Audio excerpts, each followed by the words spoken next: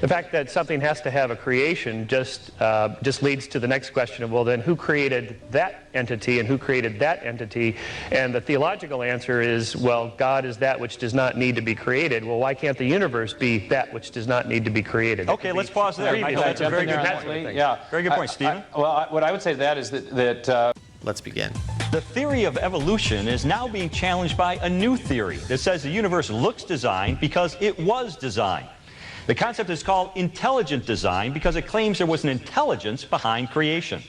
A leading proponent is Dr. Stephen Meyer. He's director of the Center for Science and Culture at Seattle's Discovery Institute and co-author of Darwinism, Design, and Public Education. Disagreeing with him is Dr. Michael Shermer, publisher of Skeptic magazine and author of The Science of Good and Evil. They're both like our age at this point. That's kind of crazy. That's wild. Maybe a little bit older, but maybe a little older. Yeah, that's crazy. I want to start with you, Dr. Meyer, because you're kind of making the affirmative claim here and say, you know, if you can just avoid the technical jargon as much as you can, give me 3 or 4 reasons why you believe there is an intelligent designer of the universe. You bet. Maybe I should start from the beginning.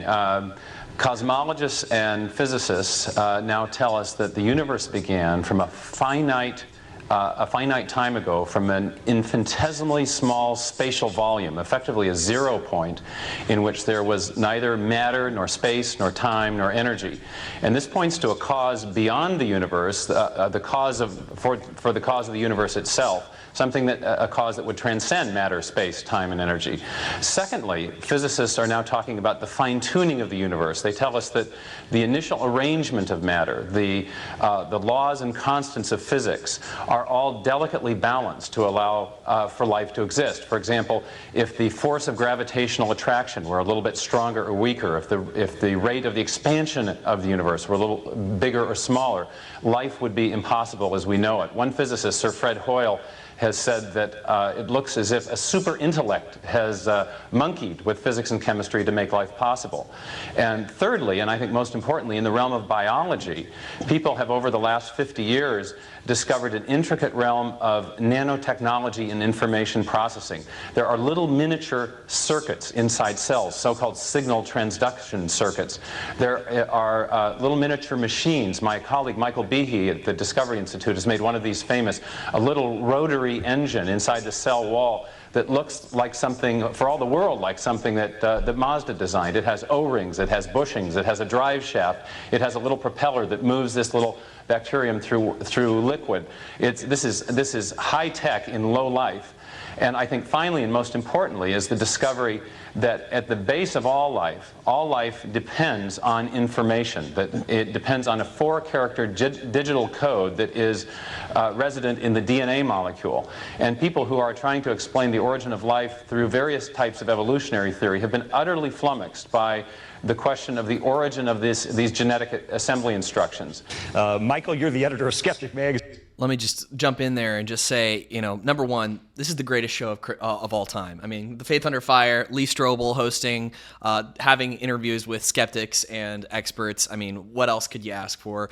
Bring back Faith Under Fire. That's all I'm saying. Please, why don't they do this anymore? Please. Nobody talks across the aisle anymore. Yeah, this is excellent. And then also just to say, you know, this is an older clip, but Stephen Meyer is still extremely active. He was on Joe Rogan recently, and he has this excellent book called The Return of the God Hypothesis that is just fantastic. So if you're interested in even newer versions of some of the arguments that he's giving there, it's worth checking out. And dare I say that we're actually reading that book starting basically right now in the book club, in the Wisdom Society, and we'll be joined by Dr. Stephen Meyer on October 3rd. If you'd like to join us, click the link in the description. Incredible. Yeah, I'm stoked on that, honestly. I don't expect you to be anything less than skeptical about that. Well, how do you analyze the evidence as Dr. Meyer presented it? Well, it's important to note that when we're talking about those kinds of questions, regardless of whether the answers I'm about to give are right or not, and they may change because science is constantly changing, the default answer is not that therefore there must be a designer or a God. A default answer that's perfectly acceptable in science is we don't know. Now, we do know actually quite a bit about the 4 categories that Stephen just discussed. For example, the fact that the universe had an origin and therefore there must have been a creator just begs the question of, well, who created the creator or the intelligent designer? The fact that something has to have a creation just leads to the next question of, well, then who created that entity and who created that entity? And the theological answer is, well, God is that which does not need to be created. Well, why can't the universe be that which does not need to be created? Okay, let's pause there. Michael, That's a very good jump in point. there, yeah. Very good point, Stephen. What I would say to that is that philosophically, something has to be the thing from which everything else comes. Something has to be what philosophers call the prime reality. And why does it have to be God? Well, maybe who created God? That's what I want to know. The Big Bang Theory and general relativity suggest that matter is a crummy candidate to be the thing from which everything else comes, because if you go back far enough, you end up with a place in which you have no matter, it no may space, not be no matter. time, no It may energy. just be pure energy. It could be quantum foam fluctuation. It could be a black hole in another universe. It could be a number of things. We're not sure yet. What physicists are saying now is that the primary thing at the very beginning is actually an information wave. And again, we're back to the same argument I was making in biology, that information in our experience comes from mind. And so from what we know about the causes of the origin of information, we're looking at evidence of design not only in life, but right back to the beginning of the universe. Okay, but where did the information come from, in your opinion, in the first place? I think it came from an intelligent creator that transcends matter, space, time, and energy. And who created that intelligent creator? I think that is the prime reality. Okay, Mike. Okay, we got to pause here because there was so much that was just unloaded. I'll let you kind of go first here, and then we can kind of start to chop it up. And there is more in this clip. This is just like one, like I'm saying, this clip is crazy because they like tip over every sacred cow back to back to back. And one of my reactions to this is like, this conversation really hasn't changed in the last 15 years. The same pattern of thought continues again and again and again. So let's see if we can clear it up once and for all here. So the idea, he says, the default is that we just say we don't know. And that's sort of like this neutral position that is supposedly unbiased that, atheists have. But that's not true, because most societies throughout human history have been religious. I mean, the vast majority of people who have ever lived have looked at reality and said, I didn't make this. I didn't come up with this. And look at the order and the majesty and the beauty of creation. There must be a God. So it seems like that's almost the default position. And then on top of that, we all have to decide what we're going to do with the information out there. And if you decide, no, everything just sort of happened accidentally, or it all happened randomly by chance, and there's no higher order, that's a commitment. That's a worldview commitment that has consequences. If there isn't a God, then the consequences are you were predetermined to do it by your biology anyway. But if there is a God, and this is kind of Pascal's wager, there's infinite consequences for that. There's infinite judgment that's going to result from that. So just this idea that it's all default atheism is just silly in my opinion. To use a really basic analogy that I heard someone give one time, if you were to come home and on the countertop with the, alphabet cereal or whatever, it was spelled out articulately, welcome home from school, this is your mom, I love you. It in a sense would be a mom of the gaps argument to infer that there was intelligence behind the formation of those letters. In a sense, it would be a mom of the gaps argument. But in another sense, you realize the absurdity of stuffing God of the gaps into the gaps. And that's sort of what I see Shermer doing here, is just to say anything that points to intelligence is not allowed. Yeah. To suggest that information points to intelligence, even like to go back to the kitchen analogy here, to say that that's not allowed, I think is philosophically hugely problematic because it predetermines that we must omit one plausible conclusion. Yeah.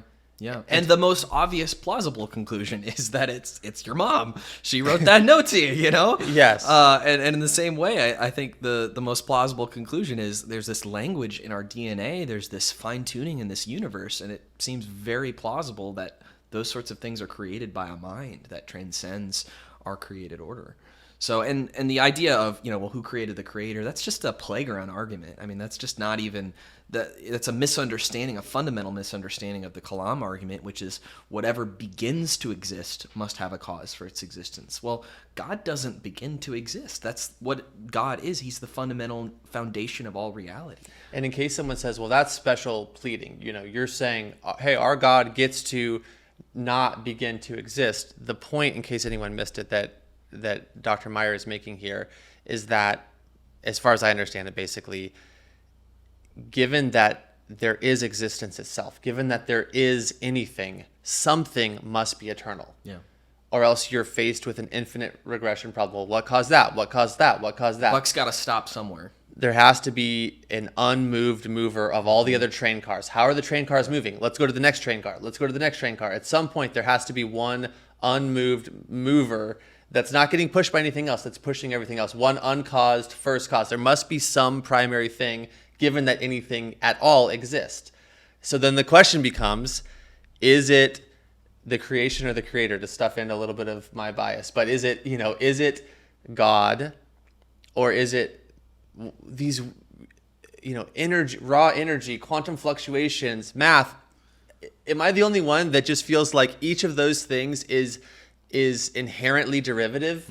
They don't provide an explanation. Saying language is primary is not logical. Yeah. Saying math is primary is not logical. Yeah. Saying energy is primary is not logical. Just positing that some material thing is primary, I don't know if I'm the only one, but it just does not compute. Yeah. Like John Lennox said, the laws of mathematics never put any money in my pocket. You've got to actually go out there and do stuff. You've got to have agents that create and take actions. So the laws of nature are just descriptions of the ways that things usually operate. But wait, there's more, folks. Michael, beyond this issue of the beginning of the universe, and it seems to me he's saying whatever begins to exist has a cause. The universe, virtually every scientist admits, began to exist, therefore must have a cause. Yeah, but you're just talking about ultimate causes. I understand that, but the question then becomes, Yeah, let's talk about design and biology. All right, let's move on. So let's go to the next point. It looks designed. It is designed. That's why it looks designed. It is designed. We're not debating whether it's design or not. There is design. You'd have to be barking mad to not think that the life is not designed. It is designed, but it's designed from the bottom up by a natural process of evolution. And that's why it looks tinkered and not very well designed and sort of patchworked and put together from previous organisms and structures and functions and so on. It doesn't look to me very well intelligent design. Good point. Stephen, how do you respond to those? Well, I think it's exquisitely designed, especially when you look at what's going on at the molecular level and the information processing system that is the basis of all living systems. He's made the argument, for example, that the eye is not well designed because the wiring appears inverted to some physiologists. But others dispute that and say that the vertebrate eye is an exquisitely designed system that represents what engineers call constrained optimization, where many factors have been optimized to achieve the best overall functionality. So this vertebrate eye that evolutionists say is not well designed, that looks tinkered with, is actually the same eye that eagles use to achieve this incredible visual acuity that they have. The intelligent design movement has been criticized by some by saying, hey, it's just a bunch of Christians trying to get their theological viewpoint propagated. Is that a fair criticism? Well, it would be fair if it were also fair to say that Darwinism has been undermined in its credibility by the fact that many or most Darwinists are agnostics or atheists. I mean, Michael Shermer and Eugenie Scott and Richard Dawkins have all signed the Third Humanist Manifesto, which is a call for an aggressive atheistic world order. And two can play that motive-mongering game, but the problem with it is that it doesn't settle anything. You have to evaluate arguments by the quality of the evidence and the reasoning that are used to support them. And there has been Michael Shermer wants to say that belief in intelligent design is a weird belief that's used to justify a prior religious commitment. We think it's a perfectly sensible belief, whatever your religious commitment. If you see evidence of software or something that functions like software, it's perfectly reasonable to infer that there was a programmer. Of course, but when almost every single member I know of your movement is an evangelical Christian, you hardly have any Jews or Baptists or Buddhists or anything like that. That makes me suspect. That just makes me suspect of something. It would be like if every single member of a group were Democrat or Republican, and I would think, okay, maybe they're right, but that makes me skeptical of something else going on here. Stephen, I want to ask you, is it possible to believe... He sort of was not able to get his point out there, so I want to just state it clearly. That is false. The Discovery Institute that Stephen Meyer, I think, is the president of or leading director of or something like that. Yeah. He, I was actually talking to him last year, and he was telling me about how they have a ton of different types of people who are interested in intelligent design, from Buddhist to Hindu, global academics, and a lot of different fields that are interested in this as a theory. And in fact, the proponents of intelligent design, there's actually a few examples now where they've actually been able to find a new discovery based on this thesis. And that's, let's plug this idea in and see where it takes us. And it's actually led to a few breakthroughs, which is very cool. Well, it also strikes me as similar to the argument of like, well, you can't trust that the disciples believed that Jesus rose from the dead because they were believers. It's like, well, yeah, so would you be if you saw that Jesus rose from the dead? Like, if you're convinced that the universe has been designed, well, then you're going to have to ask the question, who is this designer and what is he like? And there's really only a couple potential options for you out there. I mean, yes, there are a huge number of religions in the world, but most of them are, tiny or not very well evidenced, and you kind of need to narrow it down. And, I wouldn't be even bothered by the fact that a lot of the intelligent design proponents were Christians, because I think that's where the evidence points. Why are you lambasting them for believing where the evidence clearly points? It's also interesting. This could be a whole other video, and maybe we should do this at some point, but the amount of people that are totally open to simulation theory or to the idea that we were seeded here by a higher life form, aliens from another planet seeded us here, those ideas are totally cool. Yeah, no problem whatsoever, very rational, so long as that higher intelligence that the DNA does seem to be pointing to is not one that is a arbiter of how one lives their life, etc., which is really actually a shame, because, and that's one of, like, honestly, my missions with doing this entire thing on YouTube is basically how do I put this?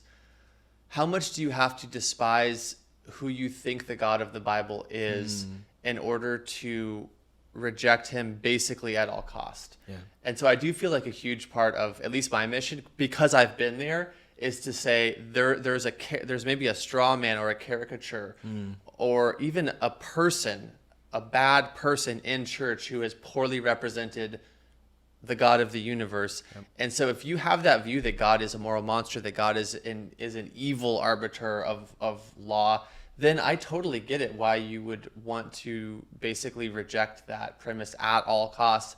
Unfortunately, I do think that is the case for a lot of people. I wrestled through that thing myself, where it's like, I got to figure out how to make this not true because I don't like the implications of it. You know what I mean? Yeah. You should want Christianity to be true. Like, when you genuinely understand who Jesus is and what he's like and how good he is and how much he loves you, how much he desires to save you, like, I have a video on my channel about this, that you should actually want Christianity to be true, but a lot of people don't, because they've seen misrepresented, they've had hypocritical Christians in their lives, they've misunderstood key elements of Christianity, and so they think that God is just this angry, horrible being that they would do anything to make him not exist. So I think you're right on with that. I might even go as far as to say that if you have a right understanding of who God is, and if you have a right understanding of who you are, then you will want Christianity to be true. Yeah, absolutely. Maybe we should keep going here. I don't know how much is left, but this is good. Good. Believe in Darwinian evolution and be a Christian.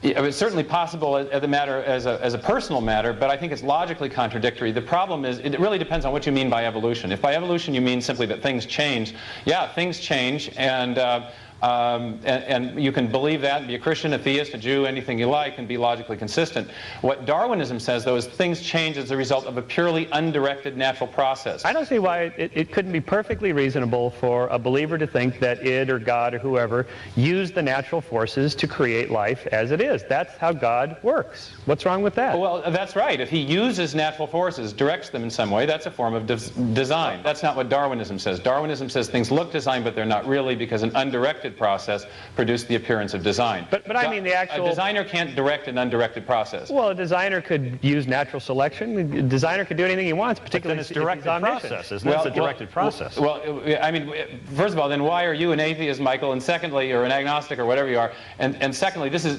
Darwin explicitly rejected that interpretation of natural selection. Okay. The whole point of it is that it's natural selection, he said, acting on random variation. If you want to make it, if you want God directing it, it defeats the purpose of my theory, he said. Okay, two answers. One, I don't believe in God because I don't think the evidence is strong enough to make that commitment, which is not a small commitment to make. It's an important, serious one.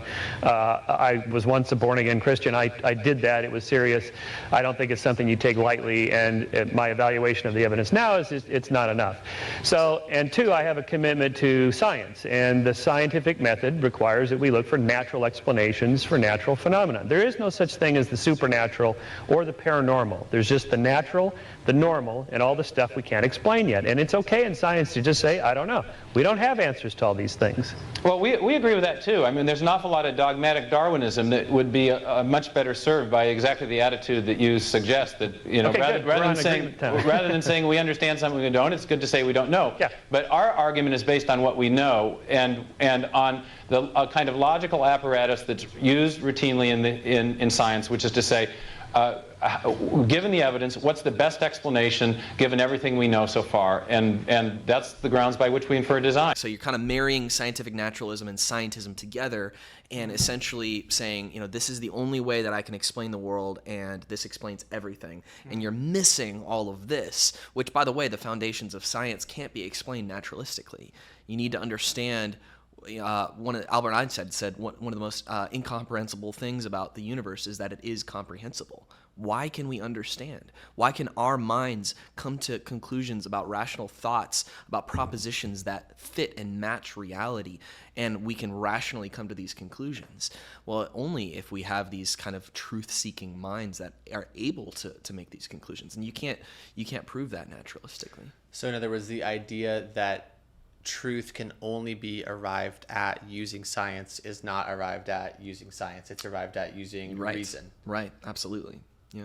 That's super interesting. I also love that final point that he makes there, that it's basically a refutation of the accusation that intelligent design is nothing but God of the gaps, because he kind of highlights and I think ends strongly there by just saying it's not that we're saying we don't know, therefore God. We're saying we do know in every other instance that we have to look at, that when you're faced with this type of information, it points to intelligence. Yeah. That's what we do know. Yeah, specified information comes from minds. And information that serves a specific purpose. We create that's exactly what we're doing right now. I'm creating words with my mouth that convey ideas, and it's coming from my mind. And so we're arguing from something that we do know. So I think you're exactly right. Anything else on this one? That's it. All right.